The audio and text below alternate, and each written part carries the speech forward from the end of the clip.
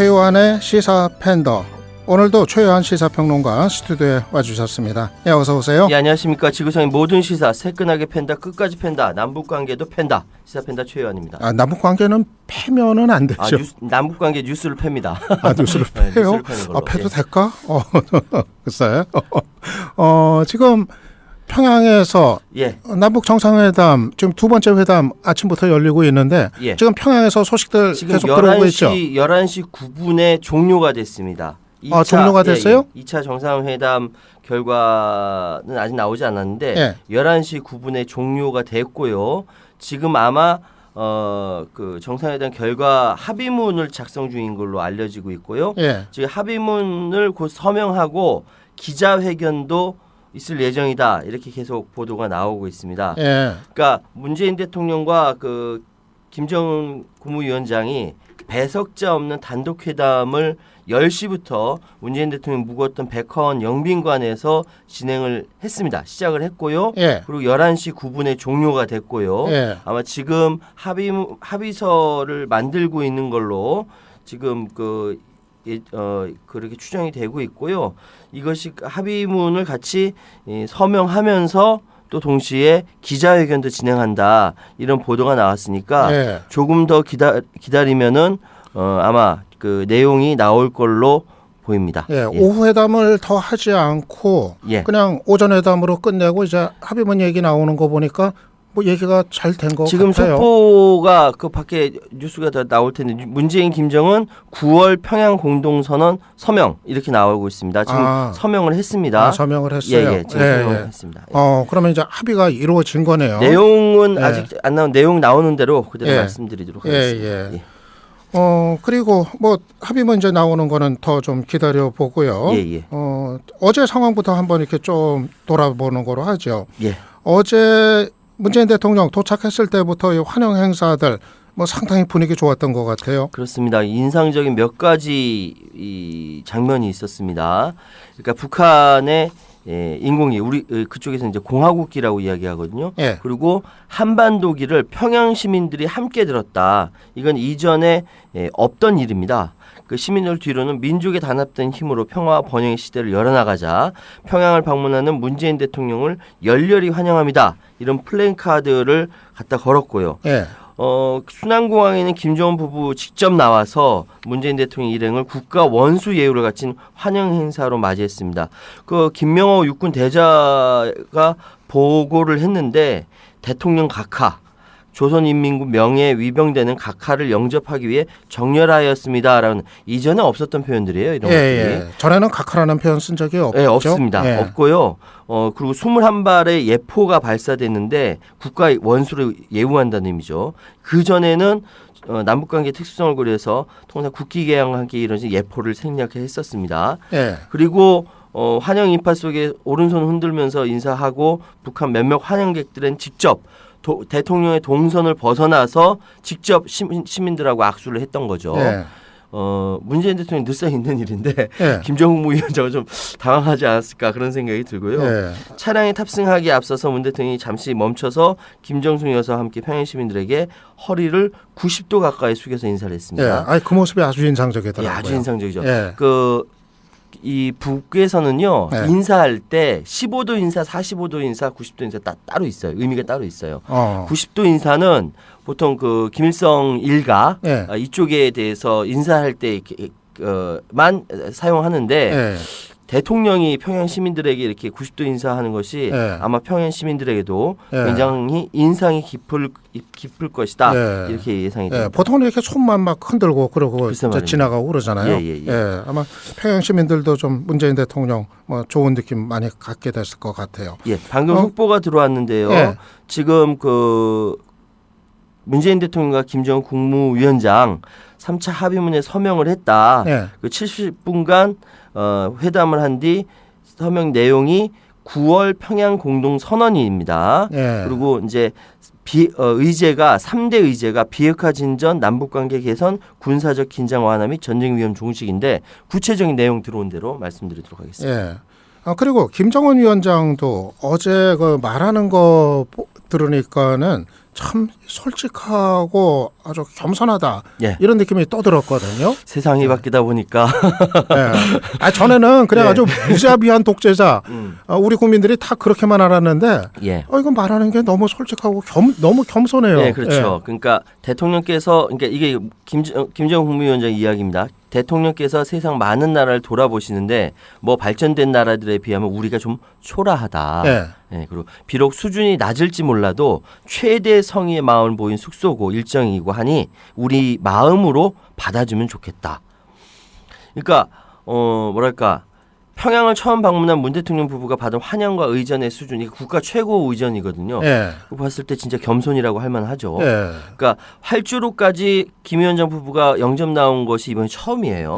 그리고 북한 의장대가 아까 말씀드렸던 것처럼 최고 예우가 치면서 인사한 것도 처음이고 평양 시민 10만 명이 열렬히 환영하고 이런 것들이 사실은 굉장히 최고 예우를 갖춘 거거든요. 근데 초라하다, 부족하다, 마음으로 받아달라 이런 표현은 솔직하면서도 겸손한 화법, 언행 이번에도 어김없이 발휘됐다 이런 평가가 나오고요. 전에 같으면 북한 지도자들은 우리가 최고다 이 얘기만 했는데 그러니까 달라졌어요. 웬만큼 잘못하지 않으면은 잘못을 시인 안 해 북한 지도부가 지금까지 그랬었죠.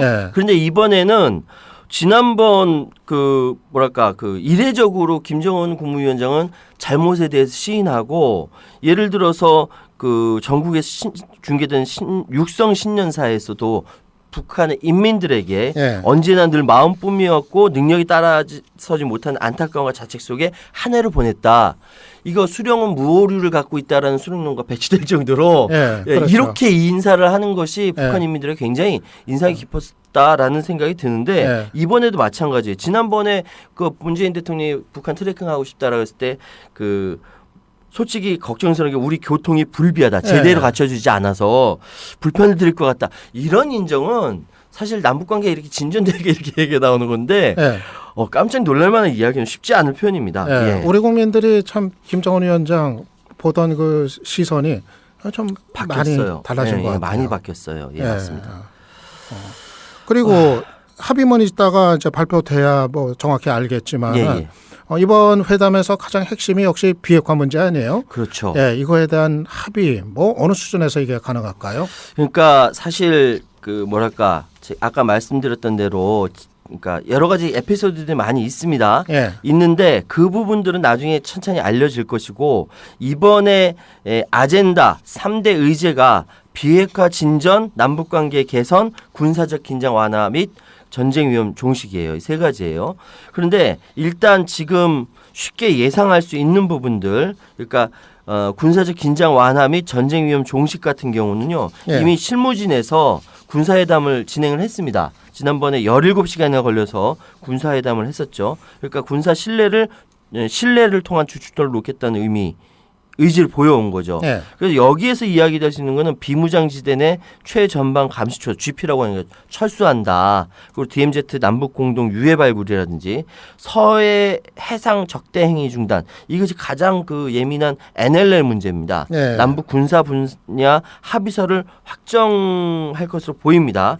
아마 지금 뭐 여기에 관련돼서 서명했다는 얘기도 나오는데 NLL 문제는 지난번 실무회담 그때까지도 이 입장 차이가 계속 그 유지가 됐었거든요. 그러네요. 지금 11시 10분에 송영무와 노광철 남북 군사합의 서명식이 10분에 있었다라고 합니다. 군사 부분은 또 따로 서명을 했나 봐요. 그게 그러니까 문재인 대통령과 김정은 국무위원장 따로 뒤에 서 있는 거죠. 지금 서로 교환을 했다라고 합니다. 남북 그러니까 이제 군사 합의서에는 판문점 선언 이행을 위한 군사 분야 합의서라고 이야기하고요. 송 장관과 노광철 인민무력상 뒤에 각각 이제 자리를 했다라고 합니다. 이런 방금 말씀드렸던 부분들이 다 들어가 있다라고 말씀드릴 수 있고요. 특히 NLL 부분은 어떻게 이제 이야기가 되는지 좀 더 구체적으로 살펴봐야 합니다. 이게 글로 이렇게 합의했던 거하고 구체적인 내용은 좀 더 살펴봐야 되는데 왜냐하면 굉장히 예민한 부분이거든요. 그러니까 북과 남이 NLL에 대해서 바라보는 관점이 다르기 때문에 그러는데 지난번 실무회담까지도 북한은 NLL 지금 인정 안 한다. 예, 그렇죠. 그걸 기준으로 해서 뭐 반경 어디까지 정하는 거는 평화수역을 그거 안 된다 이랬거든요. 그 부분 그러니까 굉장히 중요한 부분이기 때문에 그 부분은 조금 더 구체적으로 해설까지 나오면은 제가 잘 말씀드리도록 하겠습니다. 군사부문 합의가 어떻게 나왔는지 이제 궁금한데 아무래도 좀 우발적인 군사 충돌 이걸 막는 게 되겠죠. 그거 막는 게 가장 중요하죠. 그러니까 지금 이 연평도 포격 사건이라든지 천안함 문제라든지 여러 가지 그 1, 2차에 있었던 연평 해전 문제라든지 이 모든 것들이 다 우발적으로 벌어지는 사건들이기 때문에 이 부분들에 대해서 굉장히 그 남한도 그렇고 북한도 그렇고 부담스러워하는 문제고 해결해야 할 문제라고 생각이 됩니다. 그리고 경제인들 이번에 많이들 갔는데 어제 북한 내각 부총리하고 만나고 그랬어요. 그렇습니다. 거기서 상당히 뭐 덕담도 많이 오가고 인사도 나누고 그랬던 거 같은데. 제일 당황했던 사람은 아마 이재용 그 삼성전자 부회장일 것 같아요. 왜요? 왜 인사하니까 여러모로 유명한 사람이시라고 이제 알고 있더라는 거죠. 그러니까 북한도 워낙 뉴스에 많이 나와서. 그렇죠. 이제 대법원 재판까지 나와 있다는 걸 알고 있을 거예요. 되게 당황했을 거다라는 생각이 드는데 어쨌든 그래도 뭐 덕담 좋은 얘기 해줬더라고요. 좋은 얘기를 많이 했으니까요. 지금 그 이제 전체 인원의 3분의 1 정도가 경제 관련된 사람들이 올라갔고 한반도 신경제지도 다시 말씀드리면 우리가 계속 얘기했던 한반도 H자형 서해, 동해 그리고 가운데 그 뭐랄까 DMZ 중심으로 해서 H자형 개발에 대해서 USB를 예전에 이제 이렇게 하면 어떠냐고 넘겨서 그 같이 논의를 경제벨트를 만들겠다는 남북 경협에 대한 비전을 보여준 거죠. 일단 뭐 계속 지금 판문점 선언에 이어서 남북철도 도로 연결하고 현대하자고 큰 틀에서 합의가 됐지만 이거 구체적으로 조사하는데 유엔사에서 방해를 했어요. 이제 도로 이게 조사하려면 이게 길을 가야 되는데 막고 있으니까 못했거든요. 근데 유엔사가 사실 미군이에요. 주한미군 사령관과 한미연합 사령관과 유엔 사령관이 한 사람이에요. 브룩스라는 한 사람인데 필요할 때마다 모자를 갈아 쓰는 거죠. 근데 유엔사 이름을 막았어요.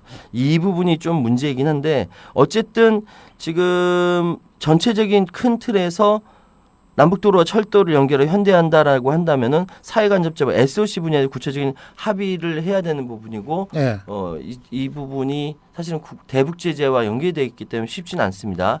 그럼에도 불구하고 지금 여러 가지 이야기가 나오는 게 이전에 SK그룹이든 현대차든 LG든 삼성이든 다 북과 같이 연계해서 뭐 지하 자원 개발이라든지 통신 에너지 가전제품까지 다 경험이 있거든요. 포스코는 심지어 북한 무연탄을 구매하기도 했습니다. 이렇기 때문에 사실 그러니까 이번 경제인들이 간 거는 거기에 대한 구체적인 얘기는 할 수 있지만 대북 제재가 해결되지 않으면은 안 되는 상황이고 이 부분에 대해서는 여러 분야에서 이야기하기를 아무래도 좀 이렇게 뭐랄까 구체화되려면 상당한 시간이 걸릴 것이다. 이렇게 이야기를 하고 있습니다. 그래서 지금 미국 정부가 주시하고 있는 것 같아요. 있죠. 대북 제재 이거 좀 훼손시키지 않나 해가지고 그런데 실제로 미국 정부 반응은 지금 어떻게 나오고 있어요? 지금 사실은 지난 그러니까 4.27 남북 판문점 회담이 있은 이후에 6.12 그 북미 정상회담이 있었잖아요. 그러니까 이번에 평양 회담이 있은 후에 사실 정상적이라고 한다면은 북미 2차 북미 회담이 있어야 되는 거죠. 더군다나 11월 달에 중간 선거를 앞둔 트럼프 대통령으로서는 6.12 싱가포르 북미 정상회담 이후 답보 상태를 이어온 현재의 북미 비핵화 협상 돌파구 마련이 아주 절실합니다. 선거를 앞두고 있기 때문에. 그래서 지금 사실 오늘 어떤 논의를 했느냐가 굉장히 어떤 결과가 나느냐가 굉장히 중요한데, 그러니까 미국의 최대 관심사는 그러니까 남북 정상회담에서 핵 리스트 신고와 종전선언을 바꾸는 평양 빅딜이 이루어지냐 이거거든요. 예. 여기에 대해서 그러면 가장 바람직한 그러면 평양 남북 정상회담, 유엔 총회에서 한미 정상회담, 대통령 끝나고 이제 거기 가거든요. 뉴욕을 가니까 그다음 한미 정상회담 거기서 하고 2차 북미 정상회담으로 넘어가는 이 순환 그림이 되면 참 좋은데 그냥 무조건 받아들이기가 미국으로서도 부담이 되는 겁니다. 그래서 어쨌든 김 위원장과 문 대통령이 첫날 만날 때부터 계속적으로 역사적인 조미 북미죠. 상봉 이야기하고 더 진정된 결과를 예상한다. 기대감을 표출하고 있는 거 보면은 뭔가 분위기가 예. 조금 달라지고 있지 않을까라는 생각도 듭니다. 예. 그런데 러시아하고 중국은 미국이 대북 제재하고 저렇게 강하게 고소하는 거 이거 뭐 불만이 많아요. 유엔 안보리에서 한번 붙었더라고요. 그렇죠. 붙었죠. 예. 지금 러시아하고 중국이 지난 17일 유엔 안전보장이사의 대북 제재 결의 위반 놓고 서로 충돌을 했는데 미국이 러시아에 대해서 러시아 제재 위반 내용이 빠진 보고서를 오염된 보고서라고 언급하면서 예. 러시아 부패는 바이러스 같다. 와, 이게 엄청나게 센 발언이에요. 그러네요. 예, 그러니까 그 같은 질병이 예. 안보의 위상과 효율성에까지 진행될 것이다. 뭐 이렇게 얘기하니까 예. 미국은 뭐 세계 강국인 건 알겠는데 아무리 강국이라도 좀 기분 내 입장 바꿔서 나더라도 기분 나쁘겠다. 그러니까 러시아가 강력 반발합니다. 한반도 비핵화는 대북 제재와 압박만으로 해결될 수 없다. 제재가 외교를 대체할 수 없다. 딱 이 한방에 하는 거죠. 그리고 유엔사 이름을 함부로 팔지 마라. 막 이렇게 얘기했어요. 그러고 나니까 중국 마차오시 유엔 주재 중국 대사도 힘에 의존하는 것은 재앙적 결과 외에는 아무것도 가져올 수 없다. 이렇게 이야기하고 있는 것이죠. 예. 어쨌든 지금 상황은 한반도를 둘러싼 국제사회 모든 관심이 다 쏠려 있어서 하루빨리 해결됐으면 좋겠다는 생각이 듭니다. 오늘 오전까지 들어온 소식들 정말 오늘 뭐 정신없이 전해주셨습니다. 오늘 여기까지 할게요. 감사합니다. 예, 감사합니다. 지금까지 시사팬더 최요한 시사평론가였습니다.